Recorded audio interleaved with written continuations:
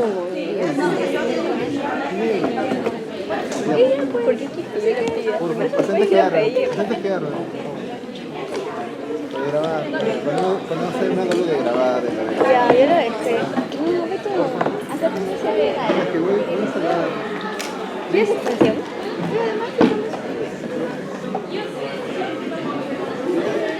Es que yo igual no degrabo, pues. ¿Qué? ¿Tú nunca ves videos? O sea, mejor dicho, no degrabo ahorita en vivo. Sí, graba, porque estoy estudiando. He visto. En vivo no puedo. O sea, me refiero en vivo no degrabo. O sea, no Ya fue, ya no traje la PC. sé qué computadora.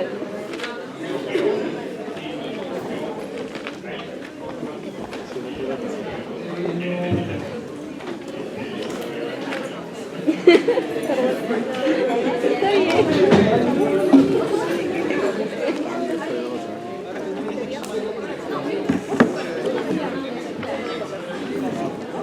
¿Qué pasó? Ok, ya está grabando. Pueden hacer su show. Ahorita comenzamos con... Sexy Mala siempre presente eso, ¿no? Está grabando, sí.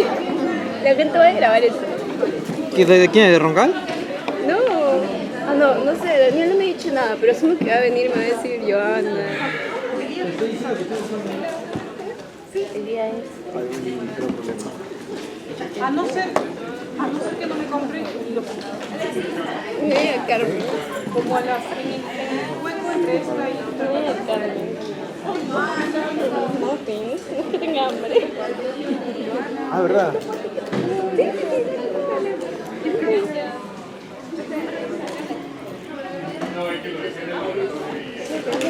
Si voy a pedir ¿Tres leches, no? ¿Qué has pedido? Compré carmencita porque quería hacer la pelota.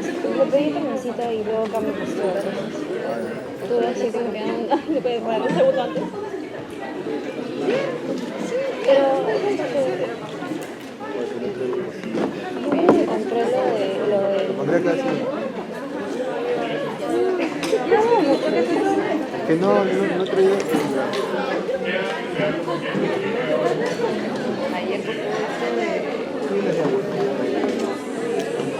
Pedrito.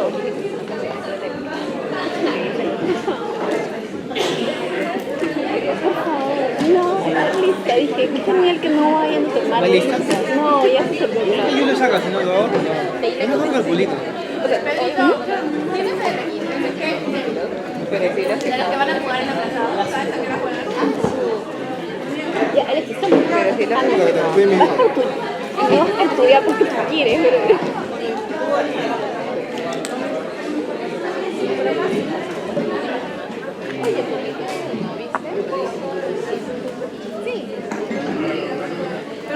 Me pareció muy chévere.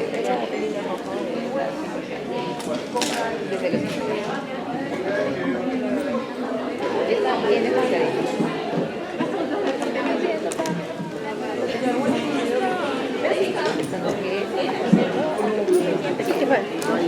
Vale la pena. Alex, vale la pena. No, vale la pena. ¿A qué se va a más? Correcto. Porque no tenemos todo el mundo. Borramos el mundo. No, está perdido.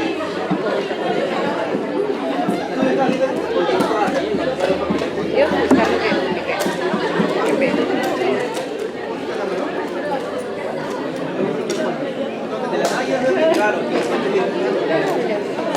Pero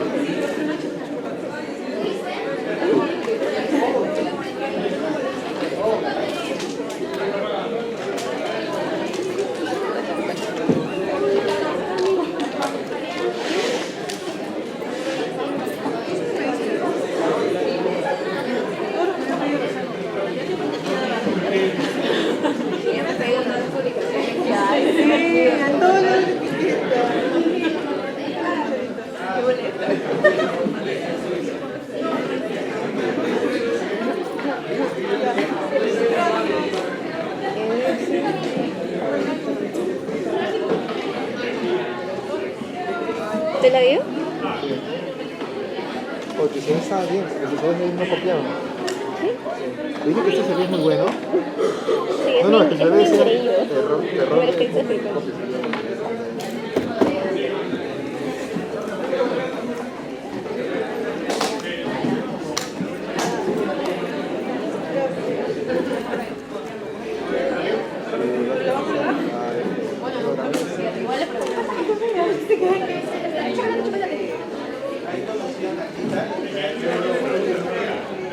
Espérate. O 27 o 37. Me voy a hacer si me alegrarme por el número de yapos de la clase. Aquí estamos. 37 creo. No, Alexa. 37. 24, 27.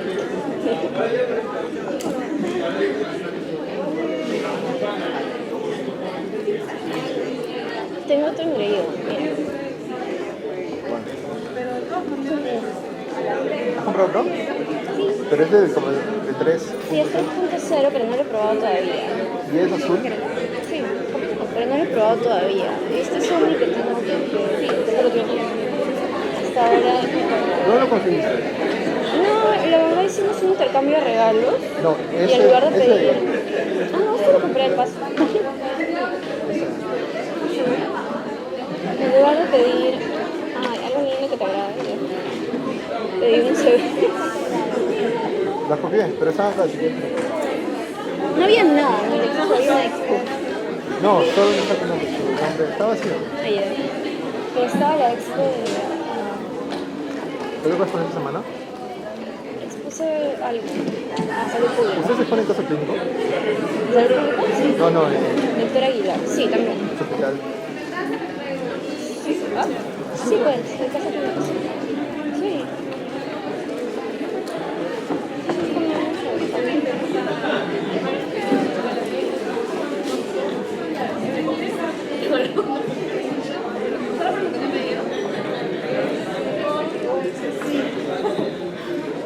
¿Sabes? Lo que me tendría que hacer el día de guardia.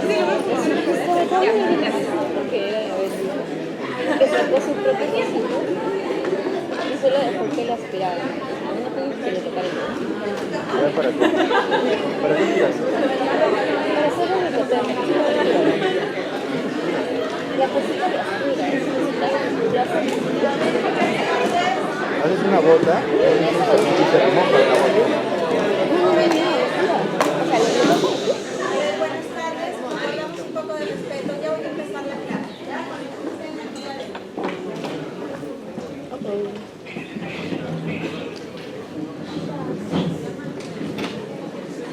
Pero no.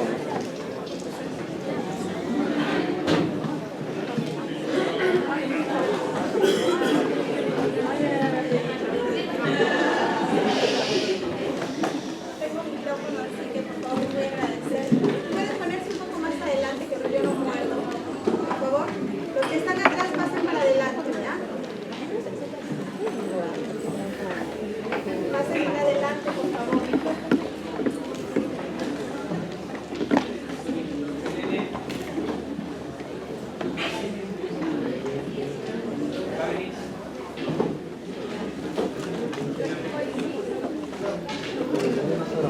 Acosta Cárdenas.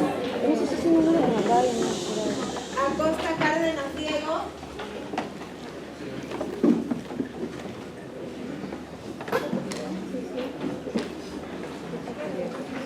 Alfaro Medina César. Atoxa Rojas Raiza.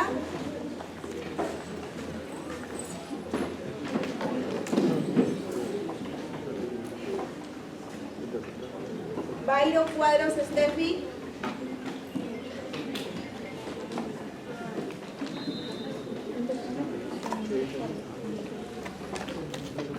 Cárdenas Kawasaki.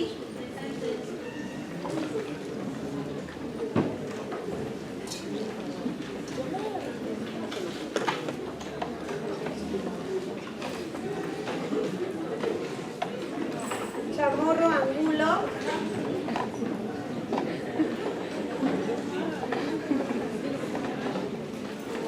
Lozano. Solano. Solano, perdón. Johan. Solano. Presente. Sí, y no soy yo. Estrada Sánchez. González Pirca.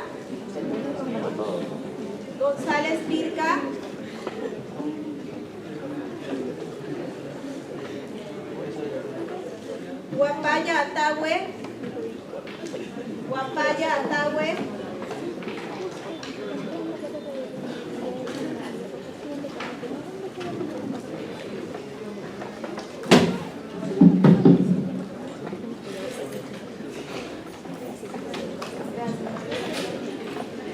A ver, Martínez Cartagena.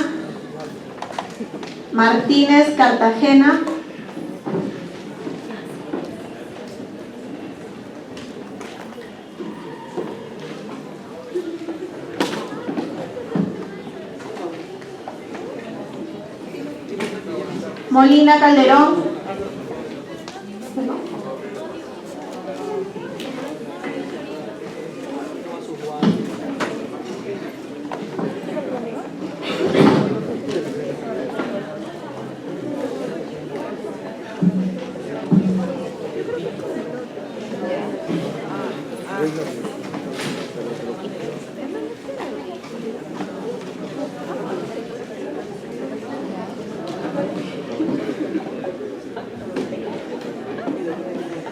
Moya Silva.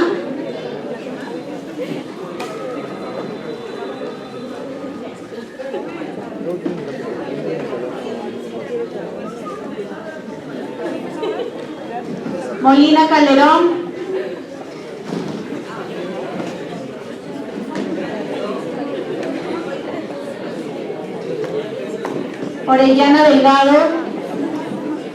Orellana Delgado.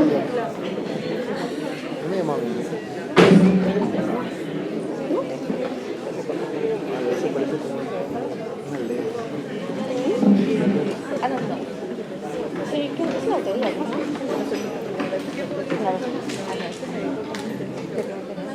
Peña Keiri.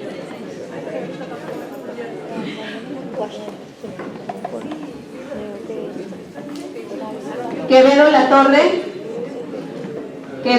Torre. Se lo paso a Rafa. Requejo Rojas. Bueno, mira las partes. O mira las partes en las que yo. Entonces sí degrada. Claro, pero no tanto. Rondán Vega. Que la gente lo hace, ¿no? Que la gente. Rondán Vega. Pero es un tipo de ella molestia. Y todo el rato con la computadora me hace. Entonces tú para aquí ves acá es como... Santander Silva. Sí, creo que también es como Santander Silva. ¿Has sido alguna vez solamente estos apuntes? Sí, me lo paso. Claro. Gracias acá. No, claro. Y solamente son cosas. Suárez Perea. Sí, eso lo pasaba. Sí, debe haber pasado. Eso lo pasaba en mi cocina, porque hay muchísimo. Ya, y normal. Bueno, pues eres aquí. Trujillo Valencia. No, está bien, pero... digamos, Trujillo Valencia. ya se escuchó otra vez las clases. Yo. Claro, siento que. Vega Avilés.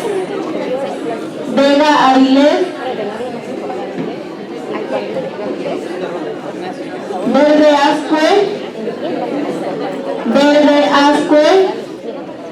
Para no tener que organizar. Porque es imposible organizar. Zárate Baella.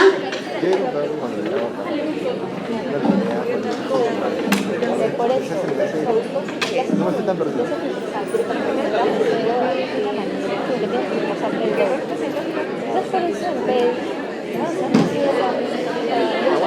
Bien, a ver, buenas tardes con todos. Por favor, a ver, los que están atrás, si se pueden poner adelante, se los voy a agradecer. No sé por qué tenemos la costumbre de sentarnos atrás, ¿no? A ver, por última vez lo voy a decir, ¿ya? Los que están detrás, pónganse adelante, o al menos avancen. De la mitad para adelante. Esta fila de acá.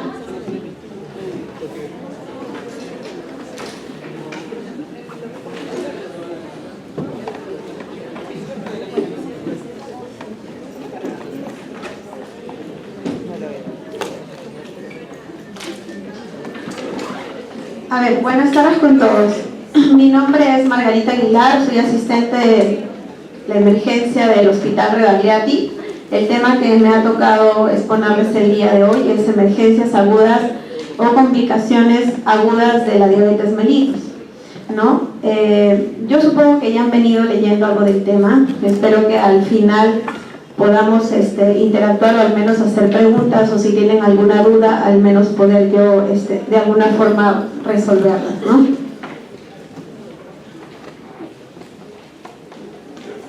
Entonces, frente a estas frecuentes emergencias, complicaciones o complicaciones agudas en un paciente diabético, consideramos que entre un 30-40% acude a la emergencia de este grupo son diabéticos, ¿no?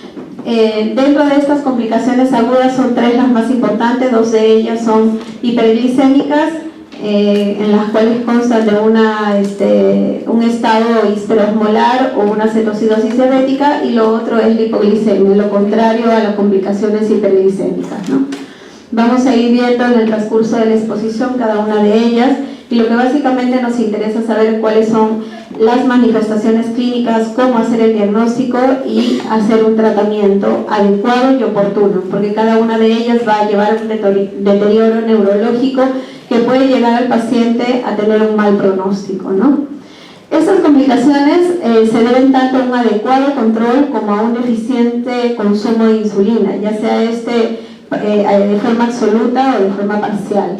Y puede ocurrir tanto en pacientes tipo 1 o tipo 2, siendo la más frecuente en la tipo 1 la cetoacidosis diabética, y en la tipo 2 por el rango de edades, que son entre 50 a más o mayor de 65 años como corte, los estados hiperosmolares. Y el trastorno o la complicación hipoglicémica en cualquier edad, ¿no? Y esto puede llegar a conllevar a que el paciente pueda presentar un coma, ¿no? La incidencia de estas dos emergencias hiperglicémicas, que es lo que más vamos a repasar en esta exposición, tiene una mayor incidencia en la cetoacidosis diabética. Si bien es cierto, la cetoacidosis diabética tiene mayor incidencia que el estado hiperosmolar, es el estado hiperosmolar el que tiene mayor mortalidad. En la cetoacidosis diabética puede llegar hasta un 5% de mortalidad, a diferencia de un estado hiperosmolar que puede llegar hasta el 15%. ¿No? Estos porcentajes no han cambiado en los últimos 20 años, no se ha reportado mayor caso con respecto al cambio en porcentaje de mortalidad frente a estos dos cuadros hiperglicémicos, ¿no? Y sabemos obviamente que el pronóstico en un paciente mayor de 65 años pues va a ser peor, ya que este paciente en su gran mayoría tiene comorbilidades. No es solo un paciente diabético, sino también un paciente hipertenso, un paciente renal, que va de alguna u otra manera a contribuir a que el pronóstico sea peor, ¿no? Y a esto agregado a que el paciente llegue en hipotensión o en estado de coma, hará que se vuelva postrado o que sea incapacitado para las actividades que pueda realizar o que realice, ¿no? Entonces, de estas tres complicaciones, cabe mencionar que, si bien es cierto, lo más importante o los pilares en el manejo de ambas va a ser o va a constar de 4 puntos importantes. La primera, que es la reposición de la volemia, ¿no? Reponer el líquido o el déficit de agua que presenta este paciente. La terapia insulínica, la cual va a tener que ser de forma lenta y la cual tiene criterios, no en ambos se utiliza, y va a depender mucho del tipo de paciente en el que estemos evaluando. La correcciones hidroelectrolíticas, sobre todo el potasio, la hipo y la hipercalemia, que son los que van a contribuir al que el paciente llegue a un estado de acidosis. Y por último, el tratamiento de las causas precipitantes, ¿no? ¿A qué me refiero? A aquel paciente que, si bien es cierto, no es por un deterioro tanto en el consumo de insulina, sino algún tipo de infección o desencadenante externo que haga que este paciente se descompense. En este caso, como les vuelvo a mencionar, la cetoacidosis tiene mayor incidencia, llega hasta 4 a 8 casos por 1000 personas o 1000 pacientes diabéticos, a diferencia del estado hiperosmolar, que apenas si llega a un caso, ¿no? Se reporta que es hasta un 1%, a diferencia del estado, de la cetoacidosis.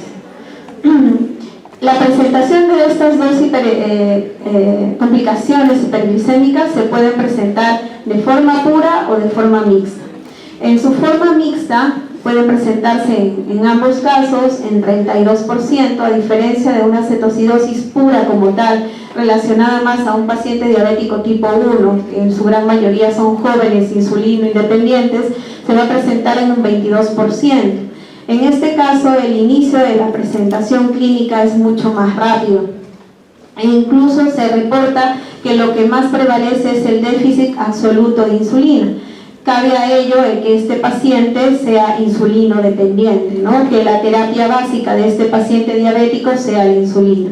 A diferencia del estadio hiperosmolar, que se presenta en forma pura hasta un 45%, donde las manifestaciones son de una forma mucho más lenta, y en este caso el déficit parcial de insulina es el que prevalece.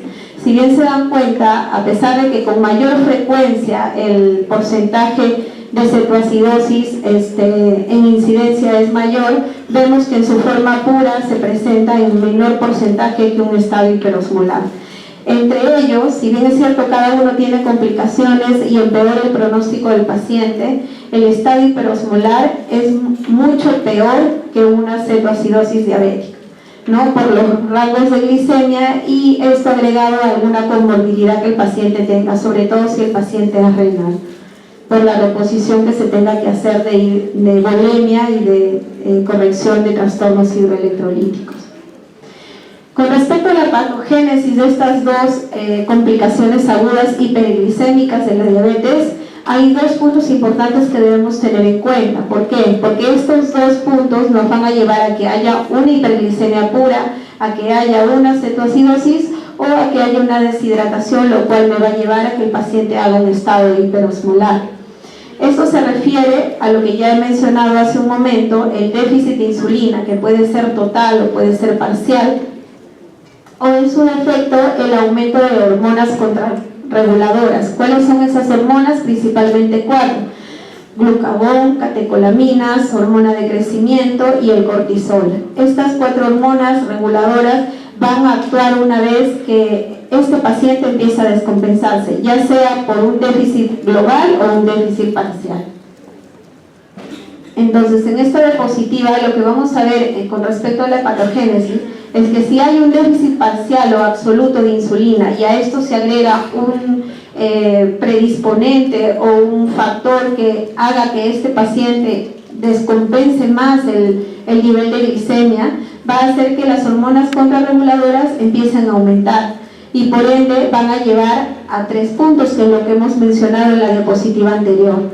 El primero, que va a aumentar la lipólisis, va a haber aumento de ácidos grasos, por ende va a haber mayor ciclo anaeróbico, ¿no? Y esto va a llevar a que aumente la cetogénesis y por ende que la reserva de alcalina del paciente aumente y lo lleve a una cetoacidosis. Por otro lado, el aumento de la utilización de la glucosa de nuestros tejidos, hablo básicamente del músculo, el aumento de la proteólisis, el aumento de la glucogenólisis, van a hacer que aumente la gluconeogénesis. Al aumentar la gluconeogénesis va a llevar a que este paciente empiece a hacer hiperglicemia, independientemente de si sea un estado hiperosmolar o una cetoacidosis, netamente hiperglicemia. Si esto se agrega a que hay una glucosuria, compromete a nivel del riñón o de repente la diuresis osmótica o el volumen en general se ve afectado, entonces va a llevar a un daño renal propiamente dicho, ¿no? Y esto agregado a que también va a haber una pérdida de electrolitos y va a considerarse o va a llevar a la deshidratación. Si vemos bien en esta diapositiva, están los 3, o mejor dicho, las 2 formas hiperglicémicas importantes en complicaciones agudas de este paciente diabético. Y lo que vamos a tener que saber diferenciar y tratar de manera oportuna para evitar justamente que el pronóstico sea malo en este tipo de pacientes. ¿Qué factores desencadenantes? Como ya lo vimos en la diapositiva, no solamente es importante saber que este paciente tiene un déficit global o un déficit parcial de insulina, sino que a este se agregue un factor desencadenante que incremente de alguna otra manera la mala respuesta de este paciente. En este caso, la cetoacidosis diabética se puede presentar incluso como una primera manifestación de la diabetes. Este paciente puede ser diabético más de 20 o 30 años, pero este factor desencadenante, sea infección, sea de repente algún tipo de medicamento, ¿no?, o alguna sustancia, va a hacer que desencadene y se manifieste la enfermedad que probablemente la tenía años atrás, ¿no? En su gran mayoría, los pacientes debutan con cetoacidosis más que con estado hiperosmolar, sobre todo en pacientes jóvenes. En pacientes adultos mayores de 65 años, el estado hiperosmolar es mayor. ¿Por qué? Porque la volemia disminuye y el paciente tiende a hacer mayor deshidratación que un paciente joven, ¿no? Entonces, es de alguna otra manera la presentación clínica en el paciente diabético. Dentro de los factores más frecuentes están las infecciones, el inadecuado tratamiento insulínico, sobre todo en pacientes de diabetes tipo 1, ¿no? Jóvenes que desde o en infancia, desde los 8 años, utilizan terapia insulínica, tienden a ser más estado cetoacidótico que un estado hiperosmolar. Y como les decía, otros factores agregados o enfermedades o patologías que contribuyan a que el medio interno se vea alterado. Entonces, en primera instancia, lo que va a descompensar al paciente diabético va a ser las infecciones, entre ellas las más importantes. Paciente diabético hace infecciones urinarias e infecciones respiratorias. Son las más frecuentes en este tipo de paciente. Lo siguiente es una patología aguda. ¿Qué es lo que más presenta? Pancreatitis o incluso trombosis mesentérica. Es lo primero que yo debo de descartar en un paciente que llega descompensado y que sé que la causa no es el tratamiento ni la falta de ingesta o la medicación del fármaco, ¿no? En este caso, propiamente la insulina. Debo descartar que no esté haciendo una pancreatitis o que no esté haciendo una trombosis mesentérica. En este caso, cuando veamos laboratorio, nos va a ayudar de manera muy importante el valor del lactato. Otras descompensaciones endocrinas agregadas también que van a descompensar al paciente diabético son con respecto a las hormonas tiroideas, ya sea lo que es el hipohipertiroidismo, bueno, que no está escrito ahí, pero que también contribuyen a que este paciente diabético se descompense. El feocromocitoma con respecto al tumor propiamente dicho de la glándula suprarrenal, pero ya son patologías de alguna u otra manera que hacen cronicidad al paciente. Las dos primeras son las complicaciones o los factores desencadenantes en complicaciones agudas netamente, ¿no? Y los fármacos y las drogas es otro gran grupo que va a contribuir a que este paciente pueda descompensarse. Sobre todo en los primeros, ¿no? Alcohol, cocaína, éxtasis, hablando de pacientes tipo 1, insulino dependientes, y en pacientes crónicos tipo 2, betabloqueadores, calciagonistas. ¿Por qué? Porque son pacientes mayores de 65 años que no solamente tienen diabetes, sino también multifarmacología. ¿Por qué? Porque tienen otras patologías, ¿no? Sobre todo patologías renales y lo que es la hipertensión.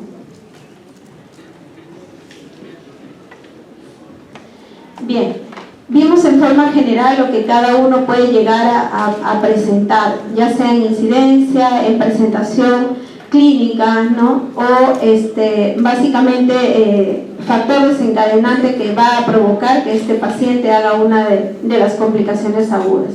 La primera que vamos a revisar y la que creo que es más importante, no dejando de lado el estado hiperosmolar, sino que va a depender de esta presentación y este tratamiento el que yo pueda manejar la siguiente patología hiperglicémica.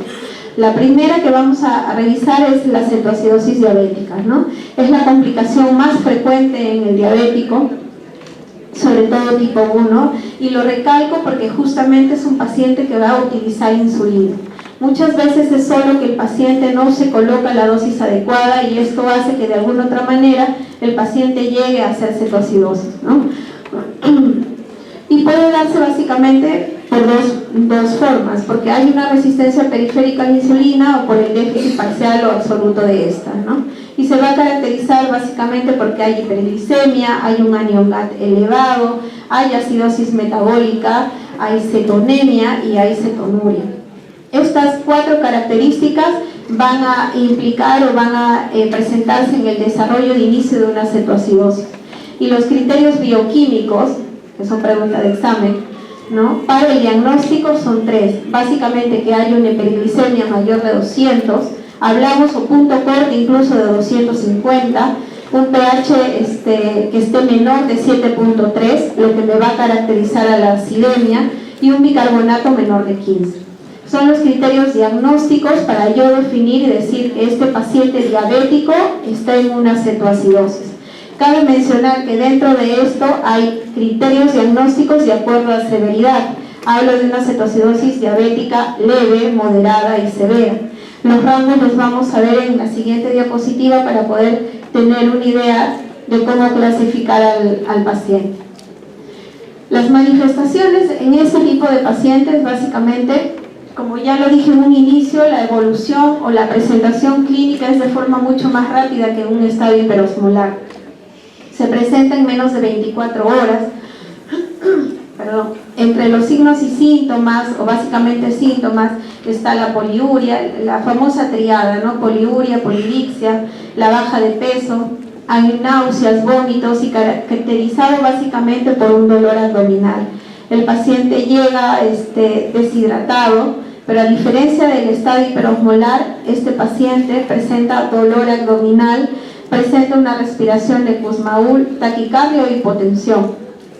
Y puede incluso hacer o estar normotérmico o hacer hipotermia, ¿no? A pesar de tener infección agregada. Muchas veces decimos el paciente está con una infección, pero debe tener fiebre y nunca la presentó, sin embargo tiene criterios laboratoriales o clínicos de que sí está frente a una infección y que este sea el factor desencadenante de la diabetes, o en este caso la presentación de la cetoacidosis.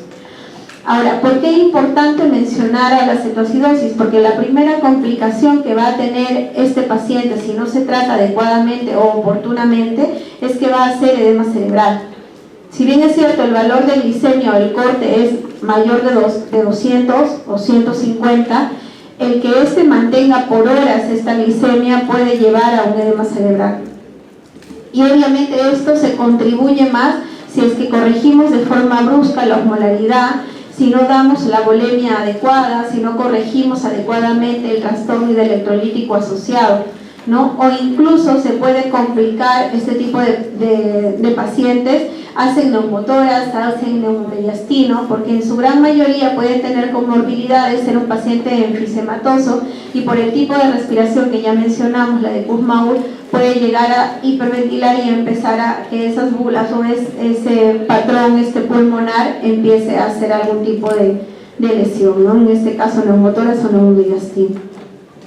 Incluso se reportan complicaciones patológicas como los tromboembolismos, ¿no? Ya estos sean arteriales o venosos. ¿Cómo hacemos el diagnóstico de la cetoacidosis? Aparte de hacer un diagnóstico clínico, vamos a hacer un diagnóstico laboratorial. En este caso, lo que vamos a solicitar, cabe mencionar que en la emergencia se debe pedir lo necesario, justo y necesario, porque el paciente va a depender mucho del tiempo en que uno le va a reponer o le va a dar el tratamiento. No puedo pedirle toda una lista de exámenes cuando tengo específicamente qué exámenes le voy a pedir para yo hacer mi diagnóstico. El principal y a la cabeza, que debería estar ahí y está en cuarto lugar, o lo he apuntado en el cuarto lugar, es una gasometría.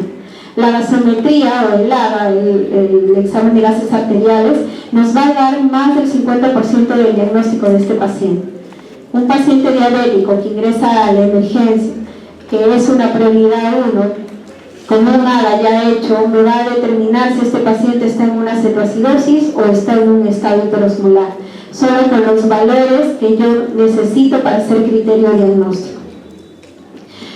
En paralelo voy a tener que pedir un hemograma porque ya mencionamos que puede ser un factor desencadenante de las infecciones y necesitamos saber si esta leucocitosis que puede presentar el paciente es consecuencia de esta cetoacidosis o es que está agregado a alguna infección.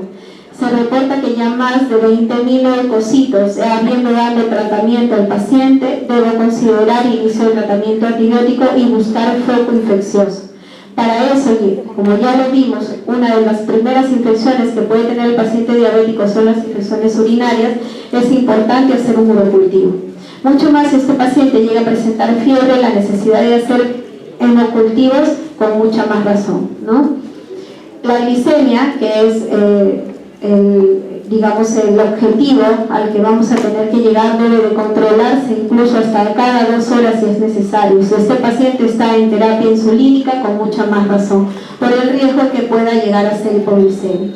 La radiografía de tórax, que no es importante, porque ya dijimos que también las infecciones respiratorias pueden ser un desencadenante a que el paciente haga una de estas complicaciones agudas, y un electrocardiograma porque nos va a ayudar de base por si este paciente en algún momento iniciara o presentara algún trastorno hidroelectrolítico, sobre todo hipopotasemia o hipercalemia, nos va a ayudar de base a determinar si es que está o no presentando dicho trastorno, ¿no? Existen ciertos parámetros en el electrocardiograma que sin necesidad de yo tener un valor de laboratorio me va a ayudar a discernir si es que estoy frente a esto o no. Como ya les mencionaba, tener en cuenta la elevación del leucocito, si este persiste y hay otros criterios de que el paciente esté en sepsis o en alguna infección, ya sea esta severa o que llegue al shock, debemos iniciar terapia antibiótica. Y es importante también que en este tipo de pacientes, a pesar de que el cálculo de la osmolaridad va a ser mucho más útil en un paciente con estado hiperosmolar, también lo tengamos presente, ¿no? Y sobre todo el anion-GAD, que ya vimos en la diapositiva anterior, que es uno de los criterios también importantes para el diagnóstico.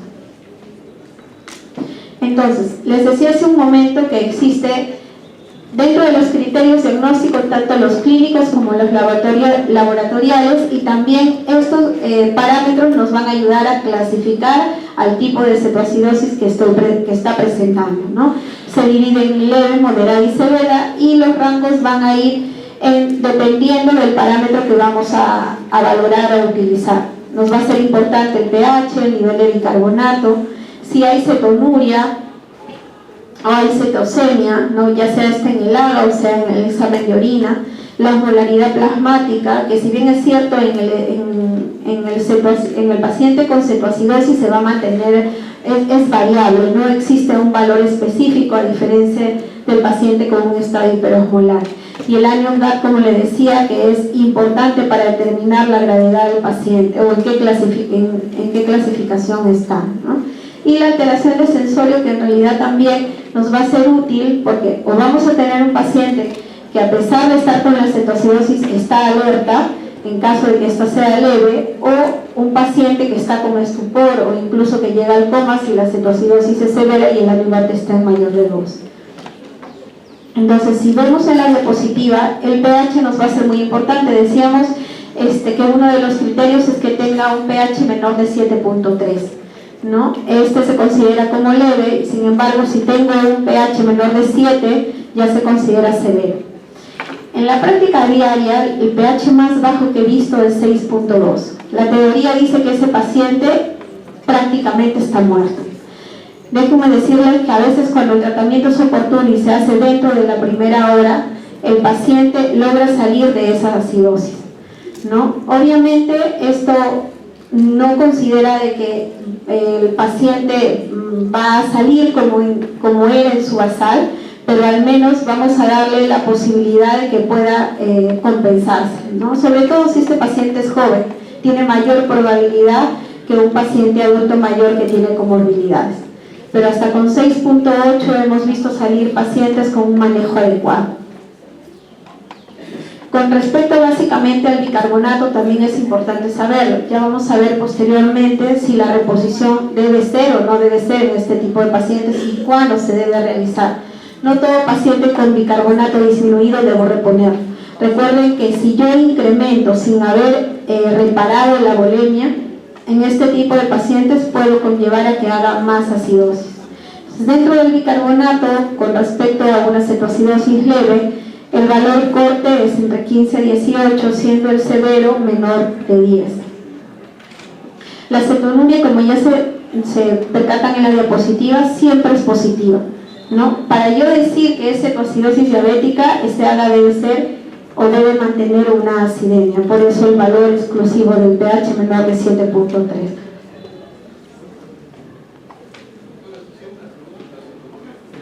así sea una cruz. Que ya haya acidosis, o sea, que ya haya cetosis, es una cetoacidosis diabética, considerando los otros dos parámetros importantes que hemos mencionado. O sea, para decir que es criterio de cetoacidosis necesito glicemia, necesito pH y necesito bicarbonato. Así haya una sola cruz en cetonuria, tengo que tener los otros tres criterios para decir que es una cetoacidosis diabética. ¿Cuáles son los diagnósticos diferenciales? ¿Por qué es importante mencionar esto? Porque si bien es cierto, el paciente diabético que llega a la emergencia, hablamos básicamente con respecto al AGA, puede presentar lactato alto, no significativamente de que esto sea una cetoacidosis diabética. No en todo paciente con cetoacidosis diabética el lactato se eleva. ¿Alguien me puede decir qué significa lactato elevado o la presencia de lactato alto?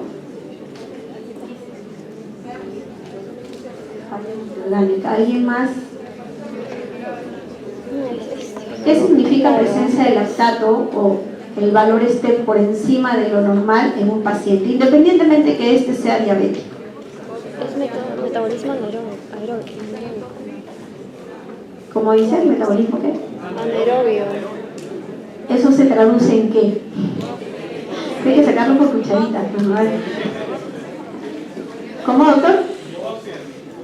Hipoxia, estás más cerca. Hipoperfusión tisular, ¿no? Lactato elevado es igual a hipoperfusión tisular. Les repito, no todo paciente con cetoacidosis va a presentar un lactato alto. De ahí la diferencia o el diagnóstico diferencial. Con acidosis láctica neta, ¿a qué me refiero con esto? A que puede ser, por ejemplo, por una rhabdomiólisis. Independientemente el paciente no puede ser diabético, llega con un lactato alto, una acidosis o una cetoacidosis severa, ¿no? Sin ser diabético. ¿Y a qué se considera o a qué grupo entra? A los que hacen acidosis láctica. El estado hiperosmolar, como básicamente de contraproducente en el mismo paciente con complicación diabética, pacientes con insuficiencia renal. Pacientes con insuficiencia renal pueden hacer cetoacidosis, independientemente de que no tenga diabetes como diagnóstico concomitante o prevalente, ¿no? Las intoxicaciones por salicilatos también me van a dar cetoacidosis. El metanol, el etilenglicol también me van a dar cetoacidosis, ¿no? Básicamente la inanición o el ayuno prolongado también me va a llevar a que el paciente haga cetoacidosis sin ser diabético. Las acidosis urémicas, básicamente en pacientes que son insuficientes renales, crónicos o agudos, ya sea indistinta la causa. Abdómenes agudos, ¿no? O las mismas infecciones o sepsis. Por eso mencionamos que uno de los factores desencadenantes, incluso si este paciente no es diabético, es la pancreatitis, ¿no? En su gran mayoría, pacientes con pancreatitis o tienen antecedente obvio de una litiasis vesicular, ¿no? Un problema biliar, pueden también estar asociados a que este paciente haga diabetes o debute con una cetoacidosis, ¿no? El tratamiento. Si bien es cierto en la cetoacidosis, al igual que en el estado hiperosmolar, dentro de los pilares, lo primero que se tiene que hacer es hidratación, reposición de volemia, ¿no? En este caso vamos a monitorizar al paciente frecuentemente, ya sea en la glicemia como también en las funciones vitales, ¿no? Que ya sabemos que son la presión, la frecuencia cardíaca, respiratoria, incluso saturación, y por quinto incluso lugar se menciona hasta la temperatura, porque ya vimos que está relacionado con pacientes con hipotermia también, ¿no? O que pueden hacer hipotermia. Los tres pilares angulares en este paciente con cetoacidosis van a ser la corrección de la deshidratación, volemia, básicamente cloruro de sodio al 9 por mil, la corrección de la hiperglicemia con la terapia insulínica. Esta terapia de insulina va a depender del valor tanto de la glucosa como también de los valores de potasio. Y cabe mencionar y tenerlo en cuenta que debe ser individualizada. Yo no voy a utilizar la misma cantidad de infusión de insulina en un paciente que en otro. Va a depender del contexto clínico de este paciente, porque si es renal, aparte de diabético, voy a tener que regular la dosis de insulina. Y por último, el déficit de potasio y el de bicarbonato, ¿no? Para poder corregir y ayudar que esta cetoacidosis o la acidemia no empeore. Muy aparte de solicitar los electrolitos básicos que son sodio, potasio y cloro, es importante también el fósforo y el magnesio para poder hacer un mejor manejo de lo que es el medio interno. Entonces, como vemos aquí en este fluxograma del tratamiento o del manejo de un paciente con cetoacidosis, cabe mencionar que lo primero que tenemos que hacer y nos va a llevar a un manejo oportuno, saber y verificar con los criterios que hemos mencionado, es un adecuado diagnóstico, ¿no? Hay que ver glicemia, el pH, el carbonato. Si se dan cuenta en toda la primera fila, ¿no? Todo nos lo brinda ¿qué examen?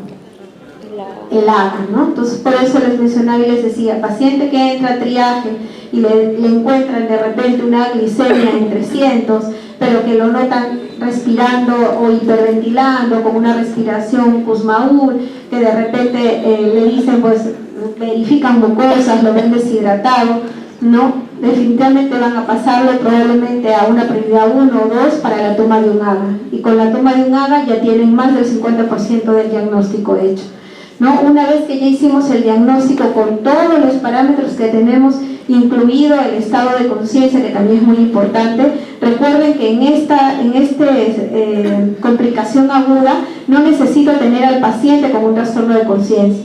Si bien recuerdan en la diapositiva de clasificación de la cetoacidosis, el paciente que está con una cetoacidosis leve puede estar en estado de alerta. No necesariamente tiene que haber un trastorno de conciencia para yo decir, no tiene cetoacidosis, ¿no? Una vez que ya verifico los parámetros y hago el diagnóstico, voy a pasar a lo que es el tratamiento. Pero voy a tener que tener en cuenta ciertos riesgos. Que este paciente con el tratamiento que yo le pueda dar pueda ir a la hipoglicemia, pueda ser hipocalcemia o pueda ser hipercloremia. ¿Por qué? Porque recuerden que la primera piedra angular del tratamiento en este tipo de pacientes es la reposición líquida. Y voy a tener que tener en cuenta otros parámetros o factores, porque mi paciente en su gran mayoría no tiene solo la diabetes, sino también tiene enfermedades concomitantes, ¿no? Entonces, una vez que hago el diagnóstico, veo los riesgos o valoro a mi paciente, lo individualizo, voy a iniciar con el tratamiento, voy a intervenir para que este paciente tenga un tratamiento oportuno, y por ende un pronóstico bueno, ¿no? Hago la hidratación, que usualmente es agresiva, insulinoterapia y reposición de potasio y bicarbonato. Frente a eso, lo que voy a tener que hacer es monitorizar al paciente. Como les decía, si es necesario hacer el control de la glicemia cada 2 horas, lo voy a tener que hacer, sobre todo en aquel paciente que ya inicié la terapia insulínica, ¿no? Signos vitales, ¿no? El control de electrolitos, y básicamente todo eso incluso lo voy a poder hacer con los gases arteriales. El control de glicemia lo puedo hacer cada 2 horas, y el control de AGA lo puedo hacer incluso hasta cada 4 o 6 horas para poder tener el resto de parámetros, ¿no? Porque la glicemia básicamente me da, pues, obviamente solo el valor de la glucosa. Hablábamos de reposición de volumen, ¿no? Es la primera medida que vamos a considerar, es lo primero que vamos a hacer antes de que ponerle insulina, antes de pasarle bicarbonato, ¿no? O de repente antes de corregir el potasio. Lo primero que debemos tener en mente frente a un paciente que está con cetoacidosis es pasarle volumen.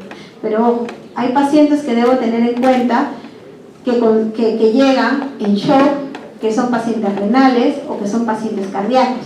No voy a reponer de la misma forma que en un paciente que no tiene el resto de comorbilidades. Si bien es cierto, la reposición debe ser entre 500 a 1 litro de solución salina en las 2 primeras horas, en este tipo de pacientes que he mencionado, renales y cardíacos, debería ser entre 250 a 500. Obviamente son valores que se ponen como punto de corte, porque al final, cuando uno está frente al paciente, va a ver lo va a ver en conjunto. No solamente voy a ver un valor de glicemia, no voy a ver si está en 200, en 600 o en 1000. Tengo que considerar que este paciente tiene algún problema renal, o que también en su defecto es hipertenso, y eso conlleva que pueda también tener algún tipo de insuficiencia cardíaca. y que el volumen no va a ser el mismo que voy a tener que reponer en un paciente joven. En la gran mayoría de pacientes diabéticos tipo 1, sin temor repongo porque son jóvenes, pero en el paciente tipo 2 siempre voy a ir de alguna otra manera con la monitorización que ya hemos mencionado hace un momento, signos vitales y control de ABA, ¿no? Luego de la reposición de litro de las 2 primeras horas voy a continuar con la infusión de esta solución salina. Mencionan que puede ser entre 250 a 500 mililitros por hora, ¿no? Considerando lo que ya les he mencionado, paciente cardíaco, paciente renal. Y dependiendo también de los niveles de sodio, la deshidratación o también el gasto urinario o cuánto es que este paciente está presentando de diuresis.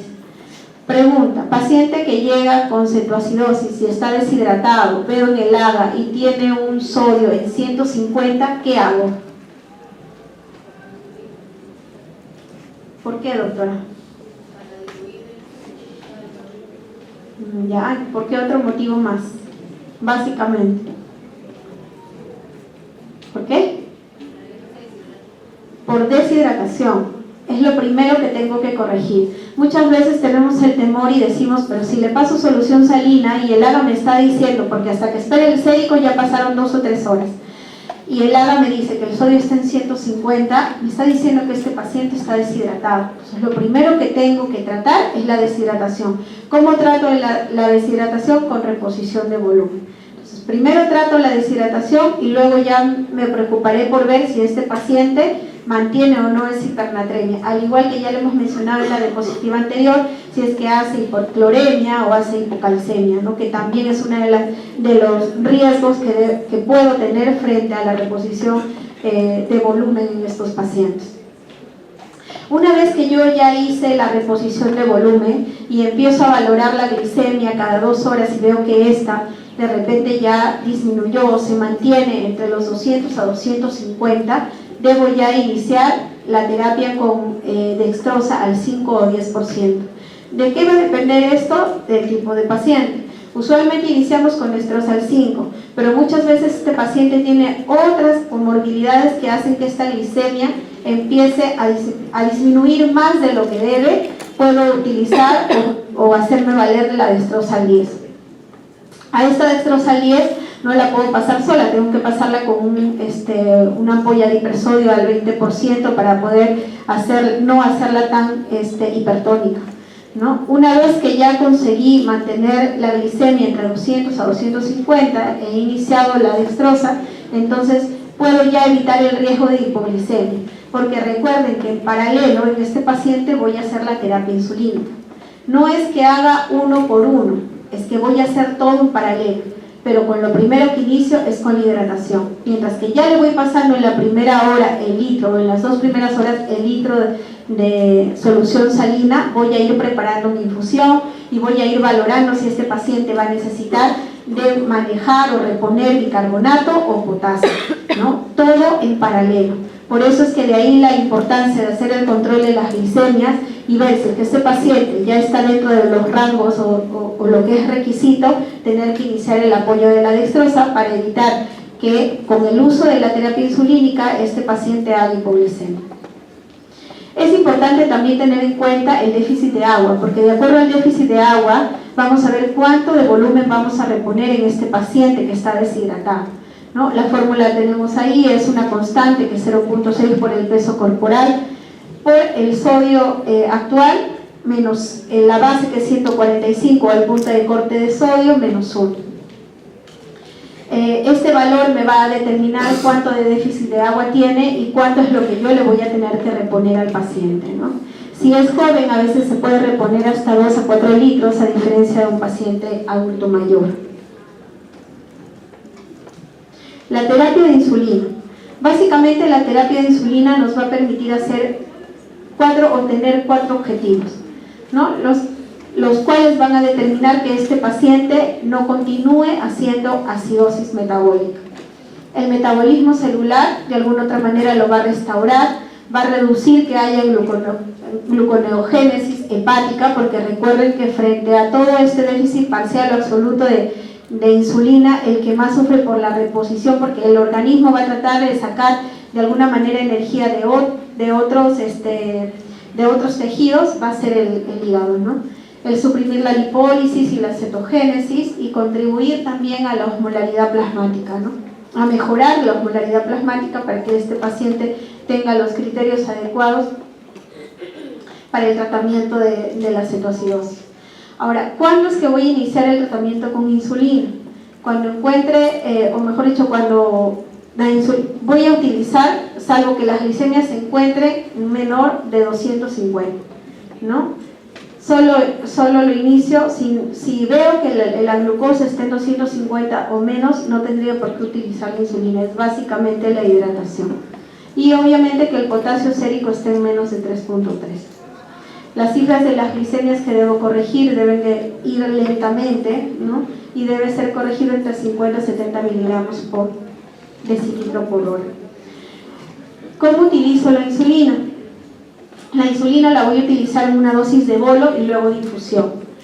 La dosis es la misma, 0.1 unidades por kilo de insulina que debo administrar primero en bolo y luego en infusión. Ahora, hay teorías, hay algunos autores que no utilizan el bolo, sino directamente en infusión preparan por kilo de peso a 0.14.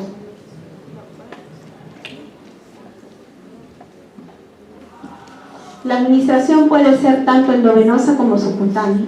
La verdad es que nunca he visto en todo este tiempo que hayamos utilizado subcutáneo. Siempre hemos utilizado endovenosa. Pero sin embargo está descrito que también puede realizarse de esa forma, ¿no? Como le digo, primero el bolo, se administra un bolo de 0.1 por kilo de peso y luego se continúa en esa misma dosis pero ya en infusión. Ahora, ¿cuándo voy a determinar o voy a evaluar los niveles de glicemia? Como ya les vengo repitiendo, cada 1 o cada 2 horas. Esto va a depender también del contexto o del tipo de paciente frente al cual estemos, ¿no? Cuando ya esta glicemia logre alcanzar los valores requeridos de 200, ya voy a tener que ir empezando a disminuir la infusión de insulina y la voy a disminuir a 0.05 unidades por kilo. En el caso de la insulina subcutánea, como le digo, está descrito, en lo personal nunca lo he utilizado como tal, siempre he utilizado infusión endovenosa que es subcutánea, ¿no? Ahora, ¿hasta cuándo voy a utilizar la insulina? Hasta que justamente yo reponga la cetoacidosis o la acidosis, en este caso con el AGA, cuando ya el pH esté en más de 7.3 y la glicemia se mantenga en menos de 200, yo ya voy a determinar en ese momento que ya puedo retirar la insulina. Obviamente en paralelo ya inicié la dextrosa al 5% para que este paciente no llegue a ser hipoglicemia, ¿no?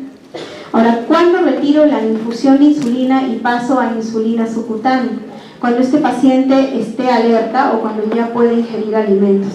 Y cuando obviamente el pH esté en más de 7.3, la glicemia entre 150 a 200 y que tenga un potasio entre 3.5 a 5.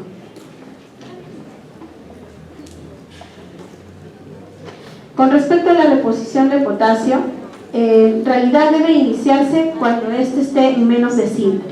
¿Por qué? Porque la insulina lo que va a hacer de alguna otra manera es el intercambio del intra al extracelular, ¿no? Ahora, ¿cuánto es que requiere este paciente de reposición de potasio? Algunos pacientes solo requieren de 20 a 40 milequivalentes, no más. La meta es tratar de mantener el potasio entre 4 a 5 milequivalentes, ¿no? Ahora, si este estuviera en más de 5, obviamente ya la reposición de potasio está de más.